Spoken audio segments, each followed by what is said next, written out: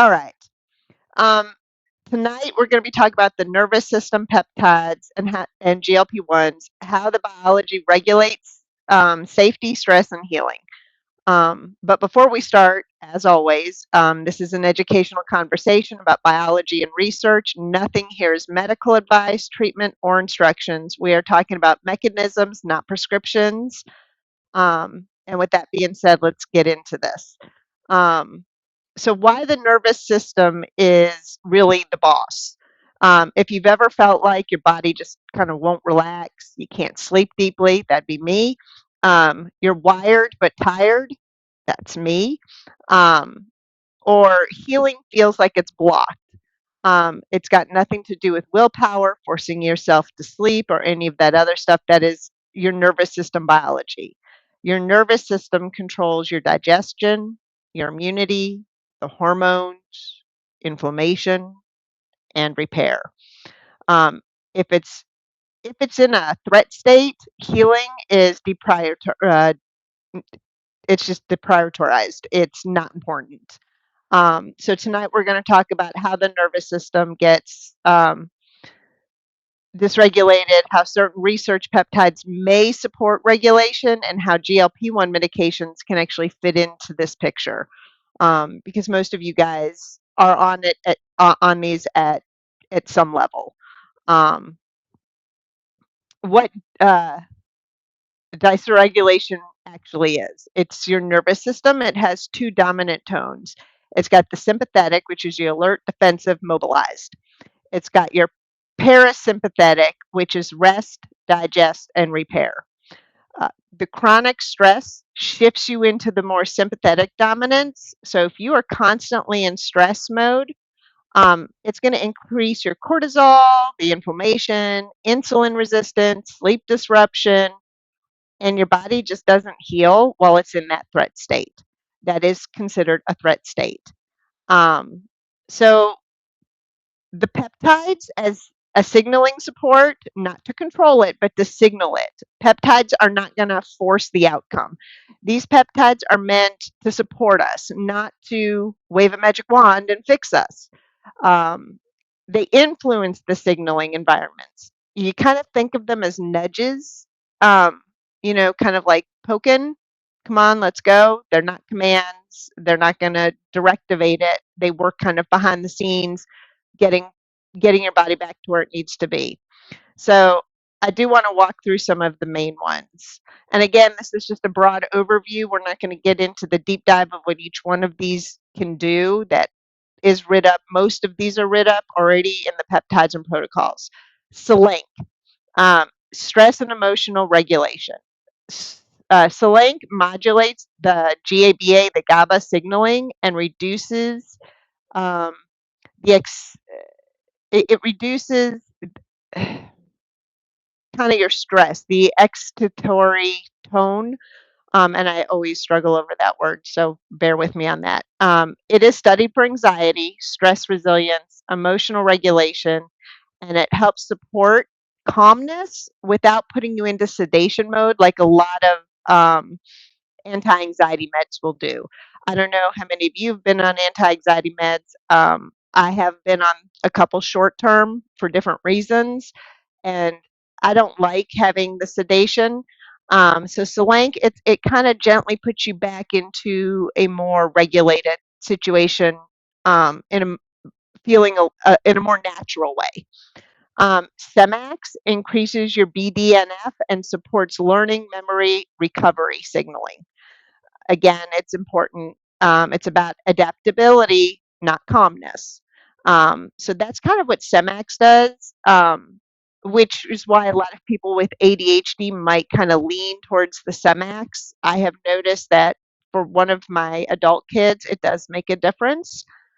So that is one of the things it does, but it works on the being able to help you adapt to the stressings of um, the learning, the memory, and recovery.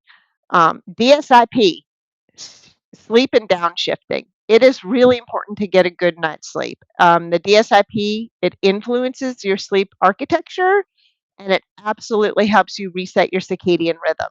Sleep is where the neural repair and immune resets occur. S- Um, Sleep is where your body does most of its healing. Sleep is where your body is releasing your hormones. So if you are not sleeping well, your body is not functioning properly. So the DSIP, it helps you get back into the rhythm of sleep.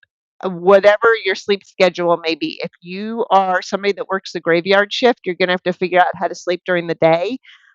If you're working any off shift, I mean, it's something that it becomes really difficult. If you live in Alaska, where in the summer you have lots of daylight and in the winter you've got lots of night, your circadian rhythm can be thrown off. Um, so again, sleeping and your circadian rhythm is very important. BPC 157. This is a big one. Repair and gut. It repair gut and brain communication. So BPC influences the nitric oxides, the vagal tone, the dopamine signaling, the gut brain pathways, the gut and nervous systems that are inseparable. Um, VPC is such a well-rounded peptide, and I know that there's been a lot of talk on whether or not it can cause cancer.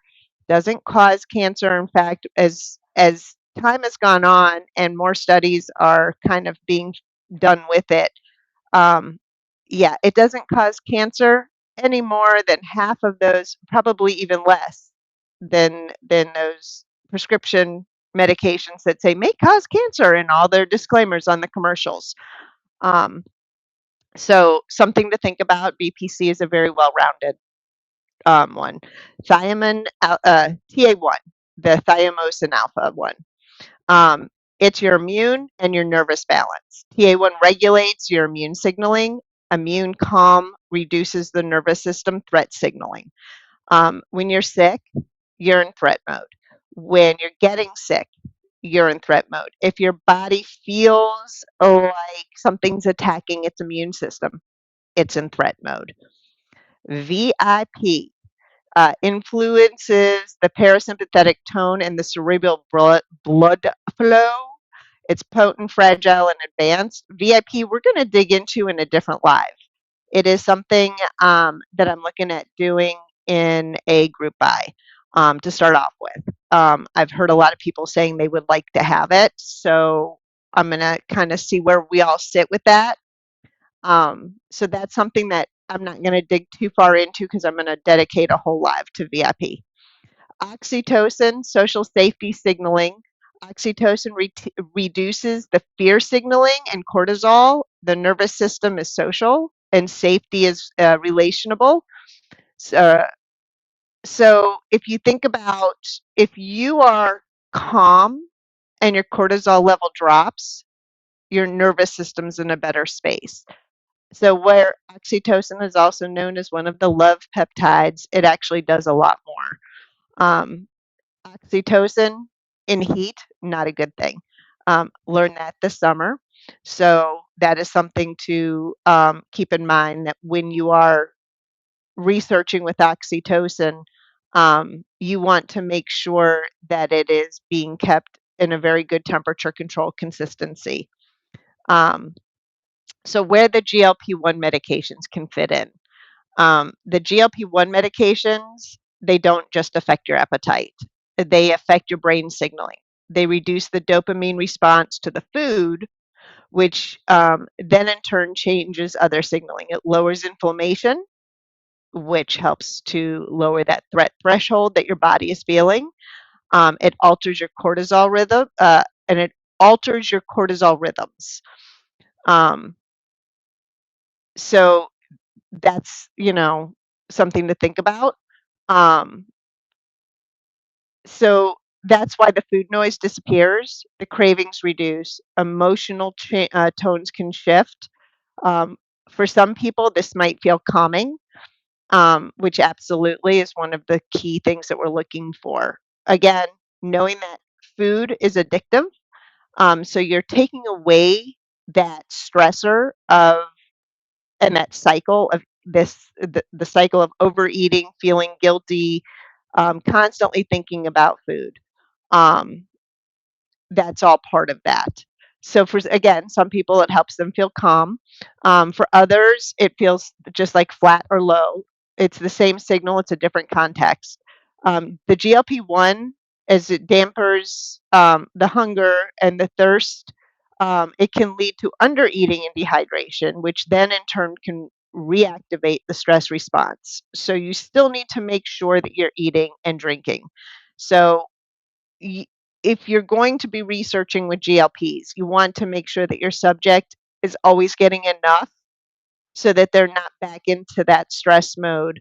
Their body goes into a stress mode when you are underfeeding it. Your body goes into a stress mode when you're not drinking enough. Dehydration is pretty real.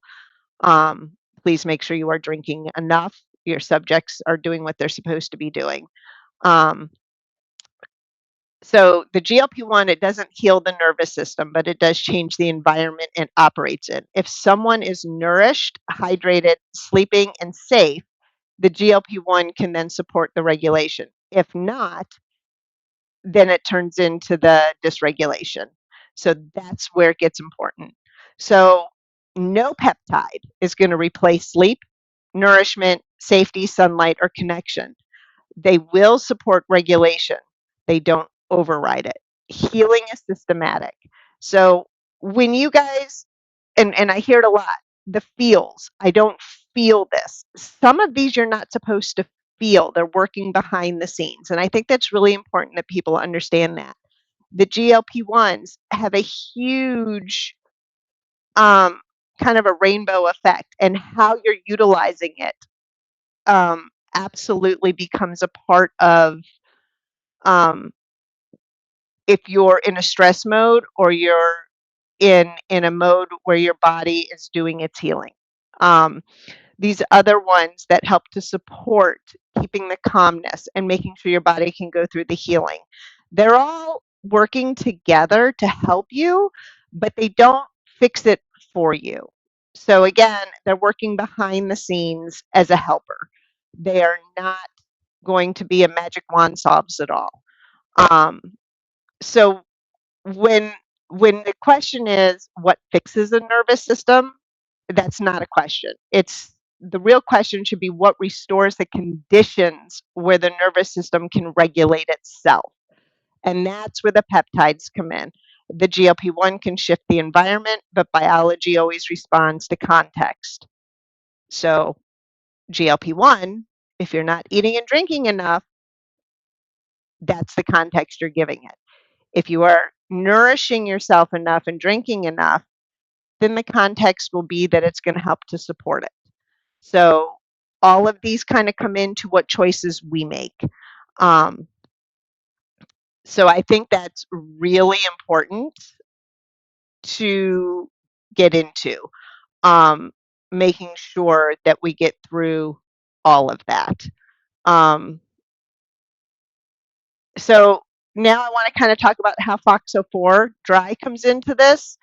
Um, because we've talked about some of the other ones. Again, I kind of skirted through quite a few, so I'll kind of go back a little bit in just a few minutes. But FOXO4 drive does belong in the conversation.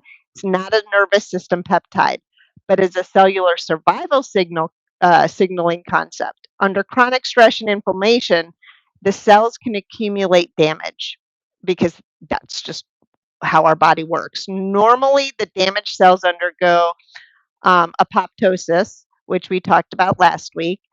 Some cells activate survival pathways that allows them to persist in a dysfunctional state, and that's meaning that they're not going to go through the apoptosis. Apoptosis. Um, so that is something that the FOXO4 is then going to help because um, one of the pathways that involves the FOXO4 interacting with the P53 is to suppress apoptosis. The FOXO4 was designed to disrupt that interaction in research models. So it helps to have it not combine with the P53 so that it can go through um, where that cell will die off and regenerate as a healthy cell, which is what you want. Um, so because chronic nervous system stress, it increases inflammation, increases oxidative damage, increases DNA stress, increases the burden of dysfunctional cells. The FOXO4 represents the idea that the biology sometimes needs help letting go of damaged cells, but it's not going to regulate the nervous system. It's a downstream, it's a cellular level intervention concept. The nervous system, whatever's going on with your nervous system, is what's going to set that stage. Again, it's kind of working behind what all the other peptides might be working on. So it's like as you're going through and you're doing your cycles and your stacks, it's something to think about as you're trying to get rid of the stress and change the biological environment that your body is in. So that's where I think it becomes important. The nervous system is the master regulator. It's going to decide whether the body is going to prioritize the survival or the repair. The peptides can support the signaling. The GLP-1 can reduce noise or expose stress. The FOXO4 represents how the biology handles the damaged cells under the chronic stress. But healing is not a single switch. It's a system returning back into safety, and the safety is not all psychological. The safety in this case is biological. Um, so again, it's a matter of um, taking a whole look at the whole package. So can peptides fix nervous systems? No. They can support the signaling, but they can't override a threat state. If someone is under eating, under sleeping, inflamed, isolated, chronically stressed, a peptide can't fix that. They're supportive tools and not replacement for the regulation. So you also have to be proactive. They're there to help you with the choices that you're going to make to de stress yourself, to help you sleep, to help you get back into that calming place. Can GLP-1 cause anxiety or emotional flatness?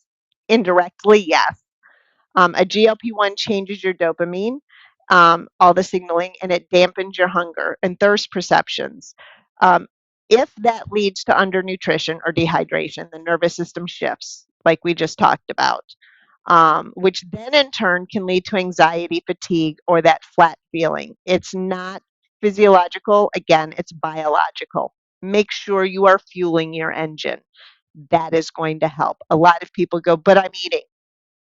You need to eat to survive. If you don't, your body is going to fight. That's a biological response.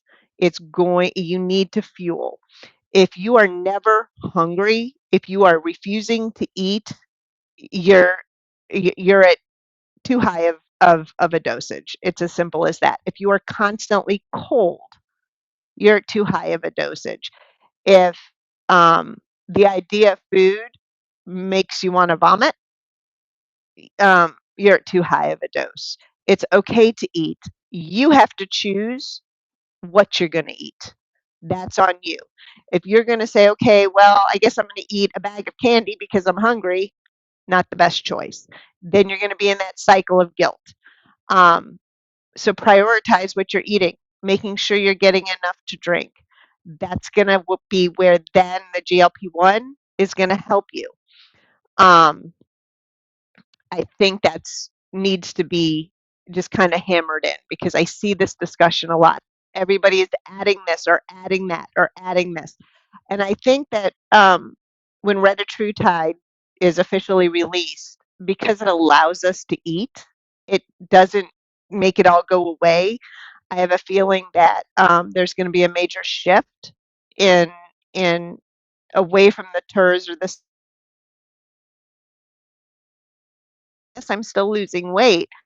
Therefore, I'm fueling my body, which then puts it in a better consistent state. Um, am I saying that if TERS is working, do you switch? Not necessarily, as long as you can still fuel your body. Um, and again, that's going to be down to a choice between you, your physician, and so forth. Um, is FOXO4 a nervous system peptide? No. It acts on a cellular survival signaling, not a neural regulation. It belongs downstream in the biology after stress and inflammation damage have already accumulated. Um, in our life, we're all stressed somewhere. If it's not our kids, our husbands or wives, it's work, it's family, it's how you choose to cope with the stress. What do you do to de-stress yourself? What is in your daily routine to actually take away the stress? Um, Exercise is actually a really good way to de-stress. A lot of people don't think so, and the idea of exercise automatically stresses them out because they're not used to it. Um, but in the bigger picture, it helps to release a lot of the stress. Whether you're going to the gym and working out with the weights or you're swimming laps. I personally, swimming laps for me is probably the one of the most calming things. And now that they have earphones that I can play music on that are waterproof, I'm in high heaven. Um, and so for me, while I'm swimming, I am literally distressing. It is a place where my brain shuts off. I'm listening to my music and I'm just exerting and letting go of everything. And so again, what are you doing to help de-stress? Um, is absolutely a big factor. Um, Another question that people sometimes ask is what peptide is best for calming the nervous system? There's no best. Different peptides support different aspects. Selenk supports the emotional regulation. DSIP supports the sleep. BP, BPC 157 supports repair and gut brain signaling. TA1 supports your immune and calm. Oxytocin supports your social safety.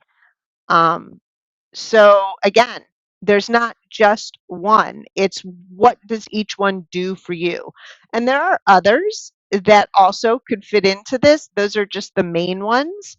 Um, Another question is, okay, so can I stack it? Stacking doesn't always mean better.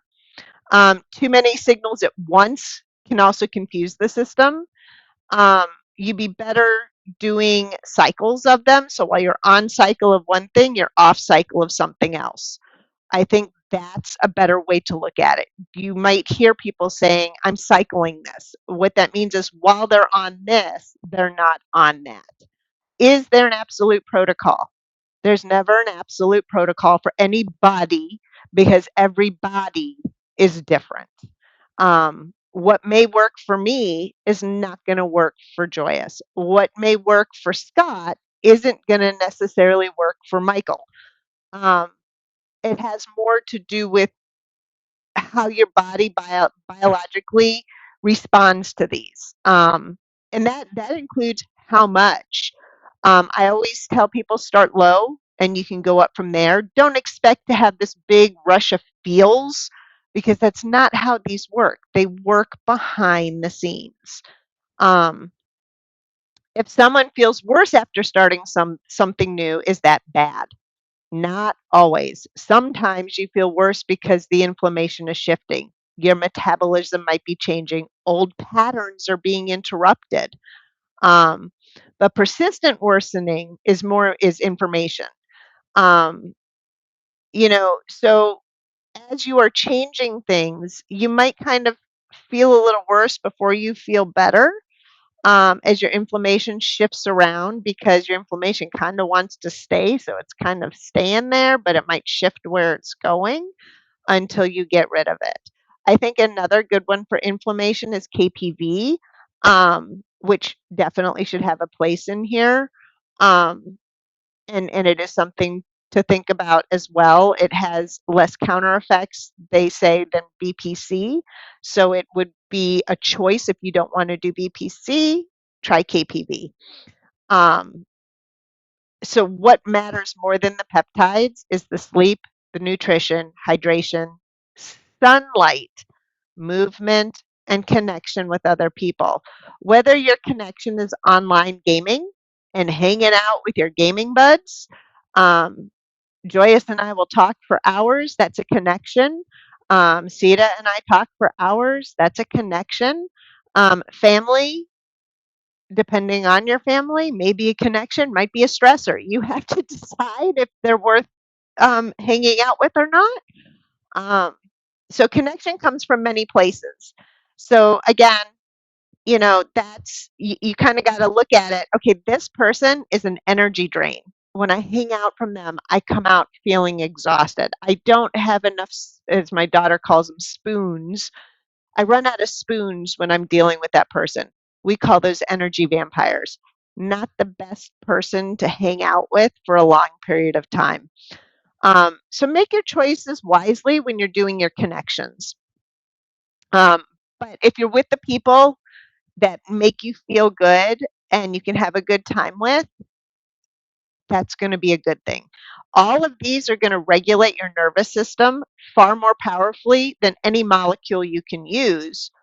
Um, but again, these other ones help you in the behind the scenes. The biggest mistake that people make is trying to bypass the biology. There's no bypass, there's only alignment. So I think that's, the key factor. Um, Making sure that you understand these aren't going to fix it for you. You have to do the work too. You have to um, do what you need to do. You have to make sure you're fueling. You have to make sure you're hydrating. You have to make sure that you're getting the sleep. DSIP absolutely helps with sleep. Relax PM helps with sleep. I think Joyous might have a couple capsules that help again with the circadian rhythm. She can go into that if she has any. Um, I think that there's a lot of things like that. If you're on too high of a dose because you can't eat or drink, take that and listen to your body. Listen to what it's telling you. I can't stress it enough. Um, Quit stacking everything. Don't take Sema, Turs, Cagri, and Retta. Yeah, there's people that do that. You don't need to do that. Um, Cagri's an amylin, so it has a completely different pathway, but Turs and Sema are very similar. Retta adds a third pathway. And I'm not saying you can't, as you're coming off of one, kind of do it like this. You can. But to hang out with a whole bunch of GLPs in your system because you feel hungry doesn't make any sense. If you're truly feeling hungry, you are truly hungry, which is your body telling you, I need food. So have yourself something healthy. Um, a piece of chicken. Um, it doesn't have to be a whole chicken sandwich. You can have a small piece of chicken, a hard-boiled egg, something. Just fuel your body. A protein shake is a quick grab and go. Pour your protein shake in your coffee. Um, that's 130, 160 calories right off the bat. Um, I like to get up in the morning, and I'm an early riser, so I'll get up with the sun and I literally just go stand outside, and it does help me regulate my circadian rhythm. And the sun and I start the day together. Get out there in the sun, even in the winter. In the winter, people do not get enough sunlight. That's your natural vitamin D.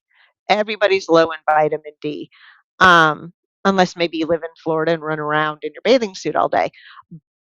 But get that sunlight into your body. That's a huge thing. That sunlight is a big part. Um, I don't know about you guys, but when we had the time shift and the sun started here going down at 5, my brain was, okay, it's pajama time. And I think I was talking to Sita a couple times on the phone, and I'm busy putting on my pajamas, and it's 4:30, 5 o'clock, and I'm going, what am I doing? But again, that's the way the sunlight was telling me it's almost bedtime. So, that's how the circadian rhythm works. And again, if you work a graveyard shift, you're going to have to make sure during at some point you're able to get some, it's really important to get some sunlight, whether it's at the end of the day as you're waking up. So you're out there with the sun going down. Something to help you guys. People that work an off shift type of time of day, they have it harder. It's much more stressful on the body. Um, they don't get enough sleep. It's been studied a lot on how much more stressful it is biologically to your body to work second and third shifts. Um, so it is something to think about as where am I going to get my sunlight? How am I going to make sure I get enough sleep? Make sure that if you are sleeping during the sunlight hours, you have curtains that block out the sun. If you live in a state where it is dark, dark, dark, and I'm talking about, our most furthest northern states. um, I remember when I was growing up and living in Chicago, and right now it would be getting dark between 3:30 and 4 o'clock. So, come in when the street lights come on. Well, I didn't want to come inside at 4 o'clock. Um, my parents weren't even home from work. Um, so, finding a way to regulate during the darker months, that's going to be a little harder. So please make sure you are getting that sunlight. Please make sure you are feeding your body. Please make sure you are getting enough sleep. Please make sure you are finding ways to exercise because that is a de-stressor, believe it or not. Even if it's just taking a walk, and you can do that with somebody you enjoy spending time with, and there's a connection right there. Um, and that's, really the biggest thing. It's the nervous system decides whether the body is in survival or repair. Um, the peptides might support signaling. GLP-1 may reduce noise or expose stress. FOXO4 represents how cells respond to chronic damage. None of these replacements. Healing is not a switch, it's a system returning. Regulation is not psychological, it's biological. I think that's the biggest, most important set of lines um, I can really say. Um, and I'm going to open us up for questions in just a few minutes. Um, so I think that um, I'm trying to think if I want to say anything else on it. Um, I think I've kind of covered everything that I wanted to cover for this. So, on that note, I'm going to be turning off the recording because I want to give you guys the way to be able to talk freely without being up there on the YouTube channel. This information gets sent up to the YouTube channel for people to listen to or watch. And I hope that those that are watching it afterwards can absolutely gather some stuff from this. So give me one moment. And thank you guys for those that are listening to the after show.